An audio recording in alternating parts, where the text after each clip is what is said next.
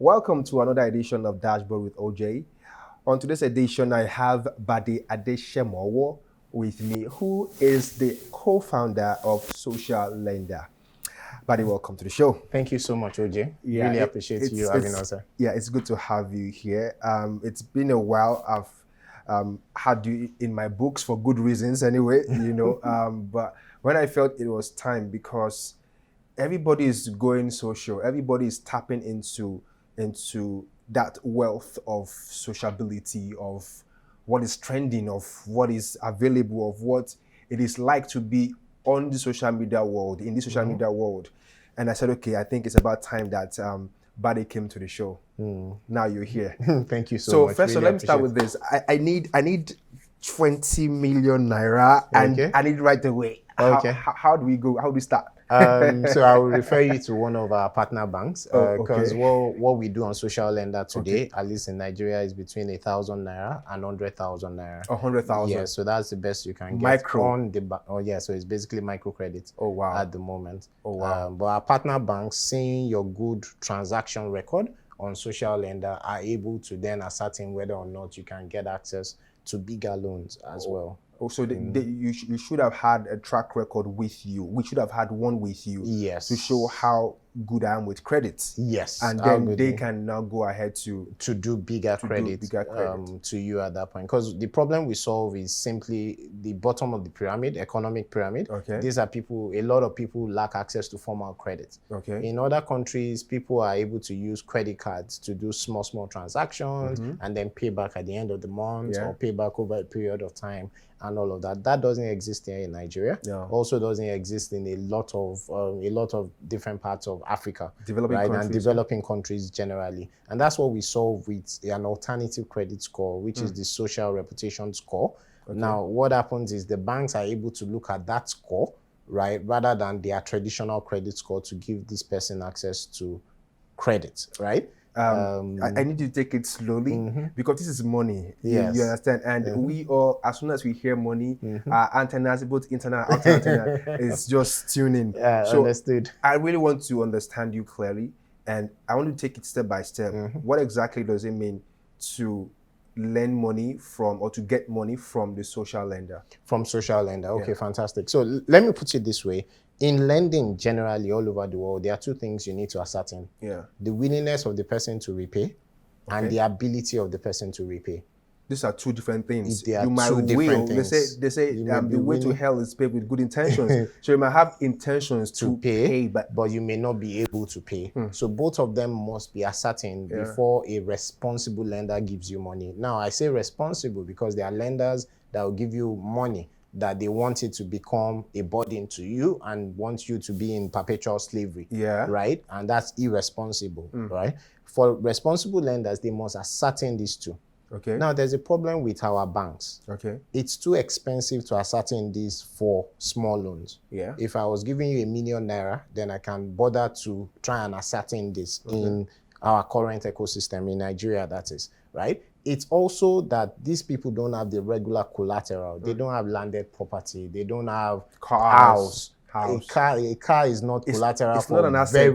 It's an asset in some cases, but it depreciates faster than a landed property. Yeah. So, I mean, what you will be able to get will be maybe like 20% of the value of your car, right? Wow. If you are using that as collateral and all of that. So that's the problem that we solve, to say that, hey, even though these guys don't have the collateral that the banks are looking for, they do have something that is an asset that they can use, which is their social reputation score, right?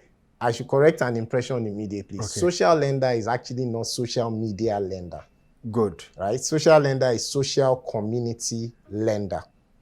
Right? Social lender is looking at your social reputation. And we are scoring that and telling the banks that this person is good for a certain amount of money. Right? So let me just say something hypothetically. So if 9 people that you know and trust say to you that I'm trustworthy, would you trust me? I would have 9 people that you know that I know and you trust them. say to you that Bade is trustworthy, would you trust me? Yeah, Definitely. I think I would. I'll be biased against not trusting you. Exactly, in the first place. definitely. Wow. And this is how lending was done years ago. Right? Lending was done when there was no credit score, there was no credit bureau, there was no collateral, and people were able to get loans in their villages. They were able to get loans based on the fact that I know your father, I know your mother, I know your family name, I know your second wife, I know what you do, I know what your third wife does, your children. I know your children, I know everything about you, and I know you are either good for the money or not good for the money. Right? What has happened is we've had innovation, and that innovation has excluded a lot of people. In Nigeria, you won't believe it, but it's about 80% of our population that innovation has excluded. 80%, you said? Yes, 80%. What does that say of us in Nigeria? Well, across Africa, it's 50%, right? But in Nigeria, it's 80% of us. I could shock you a bit more to say that, did you know that our BVN records are less than 50 million? There are 100 million adults in Nigeria, but the unique BVN records we have is less than 50 million. Less than half? Yes. So it tells you there are 50 million people in this country, except you are saying that population census is incorrect, right, that do not have BVN. If they don't have BVN, meaning they don't have bank accounts. If they don't have bank account, meaning that they are saving and all of that, but they are not using the regular financial service market. So how do they save? They use cash. You know some of them. Do I? You probably do. You must have seen an Okada rider passing you by. You must have seen some that live in a compound next to you. You must have seen some security men that they earn 15K, 20K, and they get cash. So they don't save not because they save. They don't bank. Yes, they don't. Not because they don't want to, but because they don't have enough to bank. Or no, they don't bank because they don't have the incentive to use the digital financial system. So they save in their house, they save under their bed, they save in different ways, but they do save. They save in Ajo in some cases, and cooperative and things like that, right? And this is the market that we need to disrupt. This is the market that we need to solve their problem. But their problem, we are not solving their problem by saying that, oh, open a bank account. No. We will solve their problem by giving them incentive, reasons to open a bank account. Because if their regular saving culture works for them, who are you benefiting for changing it? Good. What you must do is that you need to change it because this is now taking you to a higher pedestal. So using the example of social lender, if you're able to use your bank account, banks are now able to lend to you, right? Now you have a problem of you don't have collateral or a credit score, but we have the social reputation score, which is now an alternative credit score for small loans up to 100,000 naira. So my question, how do you find the true credibility from these people? How are you certain that these 9 people are not going to just, tweak a little things and say, okay, since you're mentioning my friend Ojay, then I should rather tell him that this guy is trustworthy, so that at the end of the day, maybe he could do the same thing for me too. So how do you? Fantastic. I mean, without boring you with all the complexities, I mean, we do a lot of data science, machine learning, and all of that in the solution, right? But I can say to you that everybody has a digital fingerprint. Right? And if you harness this and you are able to assess it, you are able to tell a story about that person.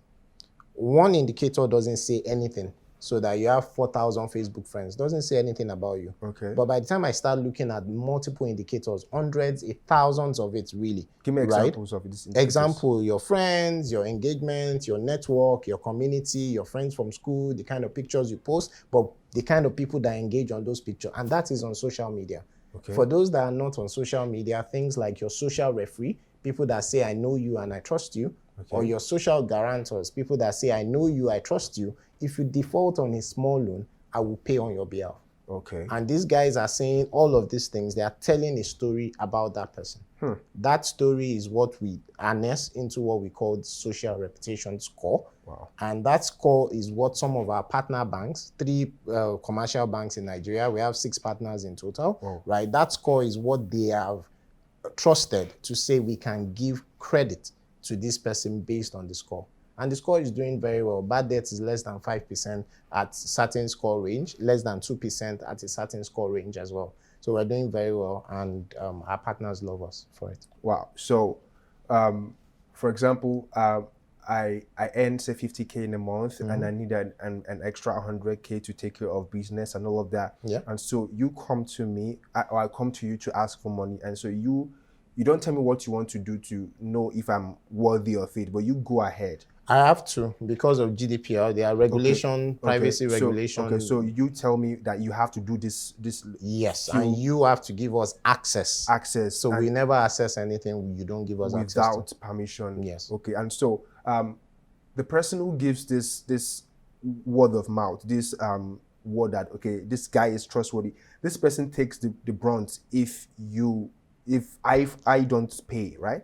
Not necessarily. If it's the social guarantor, if you chose to guarantee OJ, for example, of OJ wants to take a 10,000 naira loan, and I said I'm guaranteeing 3,000 out of the 10,000 so naira. I might not even guarantee everything. I might just speak. You cannot even guarantee everything. We don't allow that, right? Oh, wow. It means that OJ, you would have to pay the 3,000 naira because OJ is defaulting.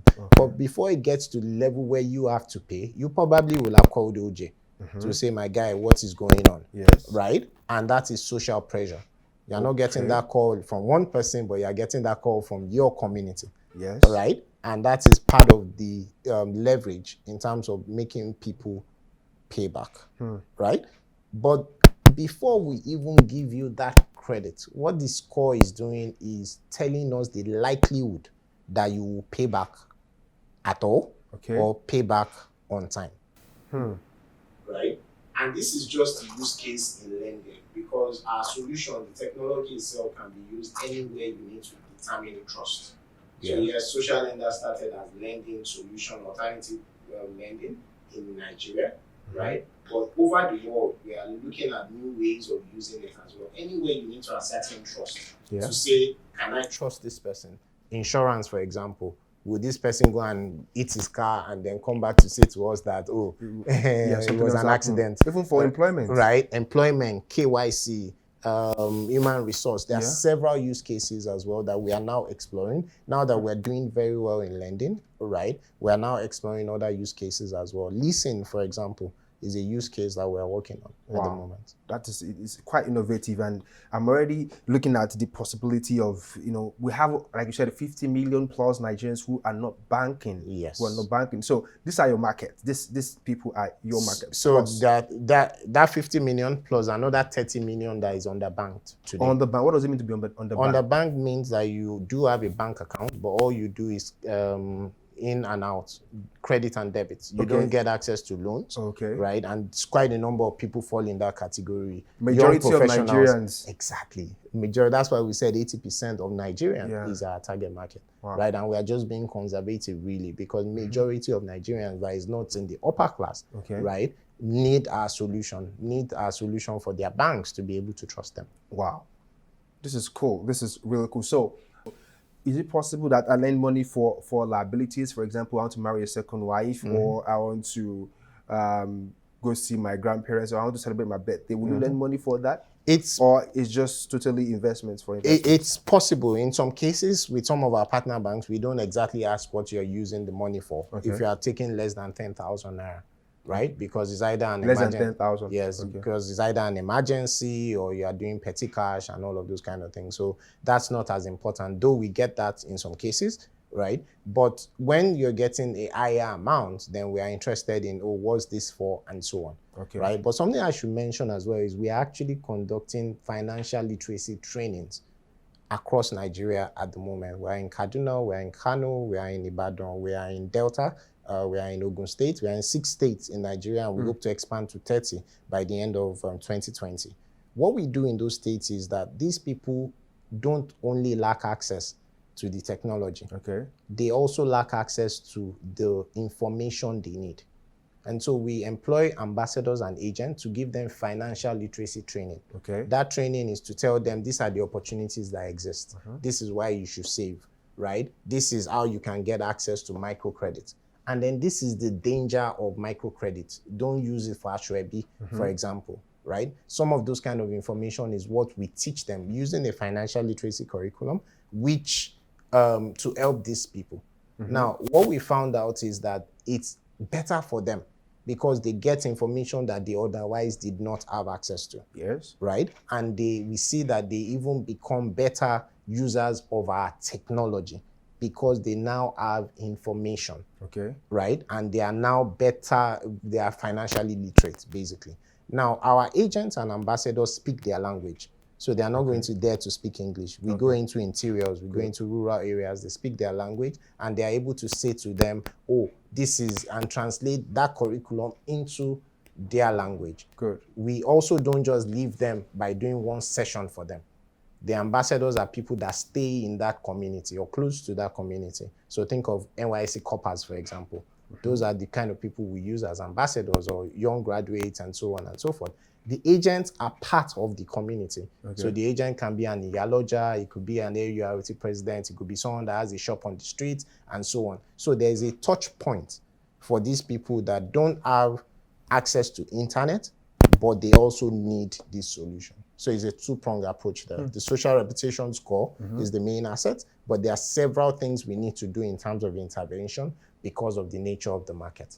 Okay, so we know of what is obtainable in Western world, in developed world, and you see almost everybody has a credit card abroad, except for when you don't have, right? So, and I see the trend, and you see people not being able to afford stuff just because they have the credit card, they just swipe and go, right?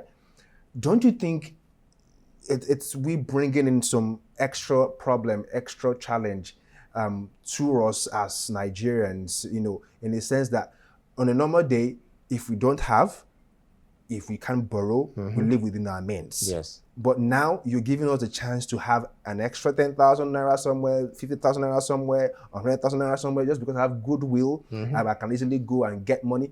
Don't you think it's you heaping up more problems for us in the sake of, being able to meet your gratifications and do what you have to do right away? Fantastic question. So I can say to you that social lender is a responsible lender, right? So one of the things I mentioned earlier is that in our financial literacy curriculum, one of the things we talk to these people about is the dangers of microcredit. It's important because microcredit is good or bad, depending on the way you use it. A knife is good or bad, depending on the way you use it as well, right? What is important to us is that we need to guide these customers, right? That you have access to these funds doesn't mean that you can just use the funds anyhow. It's not a grant. Even if it were a grant, you should use it for whatever purpose it was given to you in the first place, right? Educating these people helps, right? Ensuring that you give to a certain kind of people help, right? But ensuring that these people have a good reputation score helps even more. What do I mean? Right? There are certain kinds of people that would be irresponsible with funds. Guess who the people that will know about them are? The people around them, right? So imagine that you are unable to get a social guarantor when the system has said that, oh, we need you to have a social guarantor now because we have detected some things, some anomalies and all of that. And you say everybody around you has refused to be your social guarantor. What does that say about you? You lack credibility. You lack credibility, right? Because the people around you are not even able to vouch for you, right? Yeah. It's a digital system, but what we are doing is we are literally digitizing what already exists around us. There are people you know that you would never, even though he's your friend, you would never say, oh, this guy is good for the money. You wouldn't. Don't you think banks they thought about all of this before?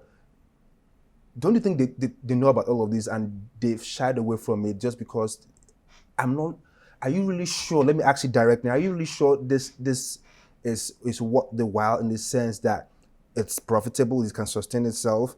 Do you think it will stand the test of time? Because those who have the big money, the banks, the commercial banks you mentioned, the 3 or the 6, are not putting their eggs in this kind of investment or this kind of strategy. But they are, right? It's not the only product they have, but our partner banks have us as a product, right? Your question is that, do you think this will grow in the long run? The answer is yes. Why? Because this solves a problem that a huge market needs today, right? So if you CBN, for example, is forcing banks to lend, right? For now, they are still forcing in terms of the SME and the larger organizations. But eventually, they are going to come down the ladder, right? because credit is, America, for example, is a credit society. And part of the reason why they are able to grow as fast as they've grown is because there's access to credit. And that credit is being used for good, right? Good. Access to credit, social reputation score, credit being used for good, financial literacy. Yeah. Do you understand what we're doing? Yeah. And what we will see over a period of time is we are seeing success stories. 1, 2, 3, quite a number of people are already giving us success stories. But what we would like to see is a situation where it becomes countrywide, right? It comes to a point where, and that's part of why our growth plan is physical locations in multiple places. They are not branches, right? They are just touch points for our people to be able to access our solution. The solution itself is digital, USSD, SMS, web, and so on. But those touch points are important, especially for a country like Nigeria, where people are, to some extent, illiterate. I think to a huge extent. I think it's okay, so what do you think now? Let's leave for now social lending and let's come into the general monetary system in Nigeria. Now, we've been hearing about the cashless policy and need for Nigeria economy to go cashless. How feasible do you think that is? And do you really think it's something that we should be putting our heads in, or do you think it's just some lofty ideas that might not? One way or the other, Nigeria's economy will be cashless. You can mark my word, it will happen in less than 30 years. No, 30 years is the longest. I thought you said 2 years. I thought you said 2 years. In less than 30 years. Okay. And the reason why I gave 30 years is because that's worst case scenario, right? Now, it's one of two things. It's either the government wants it to happen and happen in their own, happen under their own, how do I put it? Let's use Kenya, for example. So Kenya is a largely cashless society. That happened because of M-Pesa and Safaricom, right? Nigeria's regulation tried to stop that because Safaricom all of a sudden became a bank stronger than their CBN. And so Nigeria created the regulation not to let mobile money become dominant over central bank, right? Of course, there's a problem there because the telcos did not have incentive to push this agenda, right? The financial inclusion agenda. They didn't have that incentive. Recently, the government came up with the payment deposit banks, right? Of course, they then put golden anchors as well to say, all you can do is you can take deposits, you cannot lend, you cannot offer any other financial services, right? Of course, it's a problem because what you're trying to do is you're stopping them from growing. But there's something else happening in the West. It started with Facebook, but I can tell you it will never end with Facebook. Yes, they may stop it for Libra, right? Facebook is saying that because I have X amount of people, over 2 billion people on my platform, I want to create money that will only be spent in my platform. What does that mean? It means that it goes away from all regulators, right? Now, the US regulation is probably going to stop Libra, but somebody else will do it. If it's not Amazon, then it will be the guys in China. Somebody else will do it, right? And what will happen in Nigeria is that the same thing that happened in Kenya will start happening, which is that people start trusting it. Because money at the end of the day is just about trust. It's just about trust. It's imaginary. Because if I give you a note, you trust that this note carries the value of 1,000 naira. That's the reason why you accept it. And so if I send you an SMS and you believe that that SMS also carries the same value, it becomes cashless immediately. It may be shorter. It may be in 5 years. I don't see 2 years, to be honest, because there's many other things that needs to happen. One of them is people don't even have BVN. They don't even bank. They don't even bank, right? So it will take a little longer, right? But why I started with the government, the challenge of the government is this. Sometimes the policy the government is making is pushing people backwards. So stamp duty, for example, yes, they've changed it now to say it should be any transaction below, above 10,000 naira. But it was too little, too late. For example, we are pushing people to say, this your 1,000 that you get every day, pass it through a bank account. Because what happens is, and that's part of what we are preaching in our financial literacy, because what happens is banks are now able to see that this guy earns 1,000 naira every day.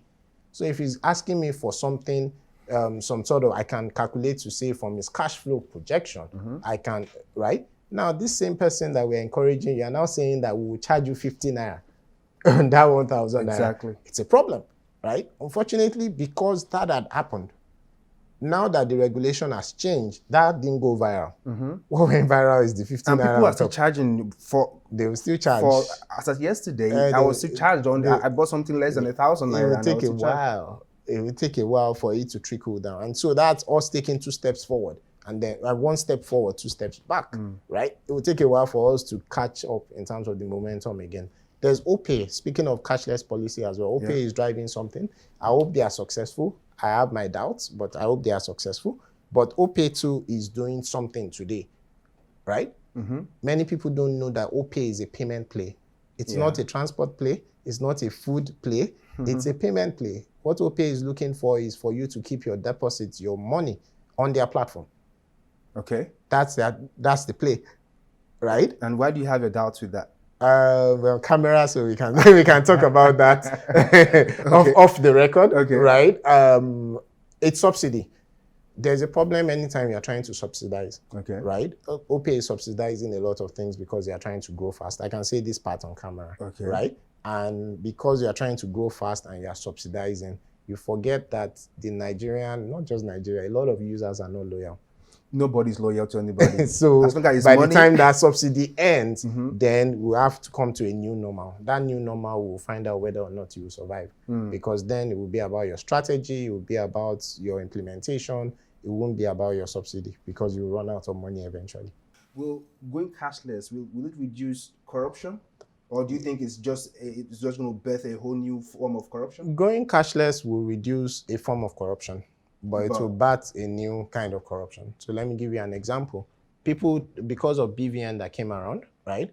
Nowadays, when people want to steal money, they put it in the account of their housemaid. And it triggers nothing in the bank? Because you save less than 9.9 million. And so you can deposit 9.9 million 200 times. Because what triggers, what you are supposed to report is 10 million transactions, right? So people would always try. Corruption is an English word, meaning that it doesn't only exist in Nigeria, right? It exists where English started from. It is a universal word, right?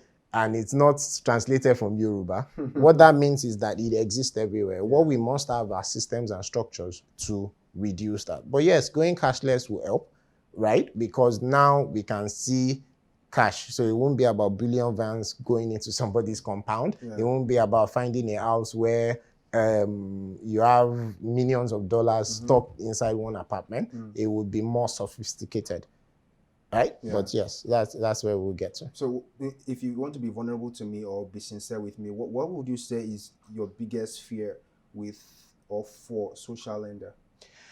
We need to scale fast. So part of why we are raising investments is because we need to scale fast. What social lender wants to be in Nigeria and in developing economies generally is what the credit card is in developed economies.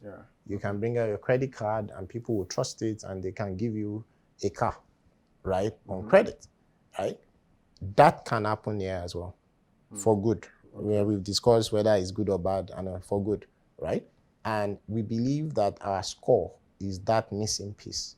But we need to grow very quickly for our score to be used in lending, but in many other use cases, financial services generally, but anywhere that trust needs to happen, right? We're growing and we are growing well, but we are growing organically today. What that means is that we're growing based on cash flow, based on the little resources that we have available. But we've had support. We've had support from the likes of EFINA that gave us grants. We've had support from the likes of Techstars, from Barclays Bank in South Africa. We're operating in South Africa as well, right? But we need to grow much faster as a business, right? And that's part of the things that we're working on, and that's part of what keeps us up at night.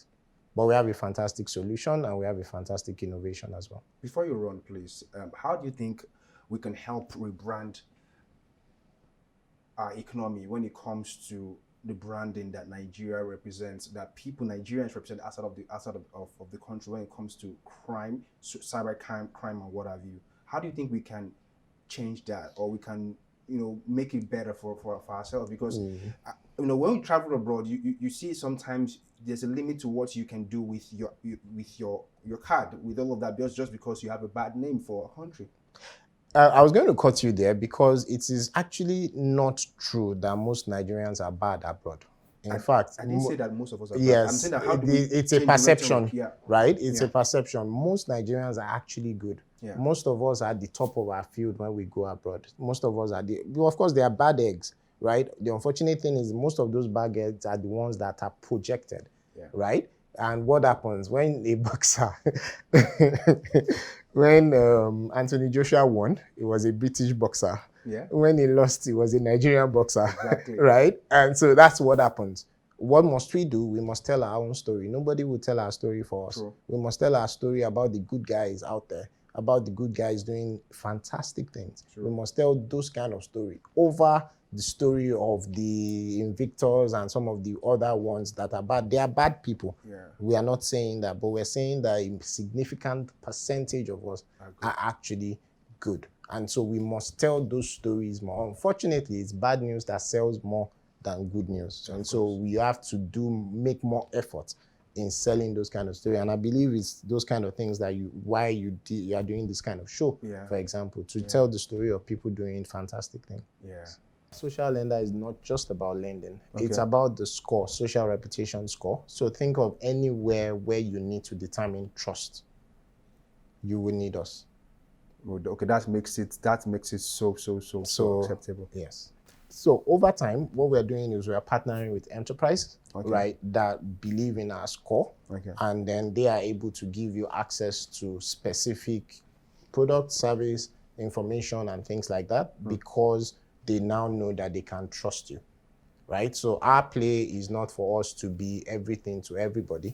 Our play is to be that alternative credit score, a measure of trust for you to be able to get access. So let me give you an example. KYC is one of the another big problem in Africa. Know your customer. Know your customer is something by regulation that every bank needs to, every financial institution needs to know who they are dealing with so that you are not accidentally sending money to terrorists, for example, right? Our score solves that problem.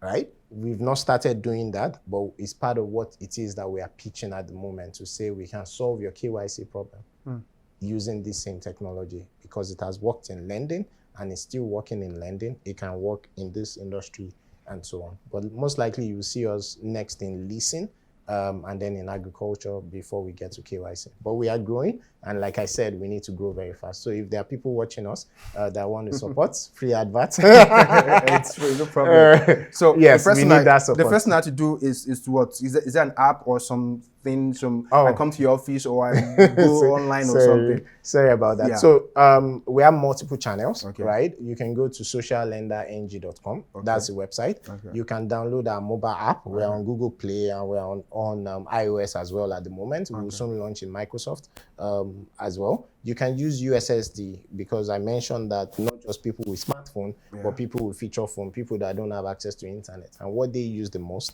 is our USSD platform or our SMS platform. They can use that as well to get access to us. Interestingly, very soon, you will soon see Pay with Social Lender in one of your favorite e-commerce stores online, where you can, when you're trying to buy something, you can click on Pay with Social Lender, which solves problems. You get the product you need immediately. The e-commerce store gets their payment immediately, and our banks are able to get a credit transaction immediately as well. So Pay with Social Lender is coming online near you very soon. Bade Adesemowo. I hope I pronounced that name. Yes, you did. Thank you so much for coming. Thank you so much for having us as well, Ojay. And please keep up the good work. Really appreciate it. Thank you. And that's it on today's edition of Dashboard with Ojay. Make it a date with us next time. Before you go, make sure you click on that subscribe button and be a part of the family. Ciao. Please subscribe. Thank you. Thank you, Ojay.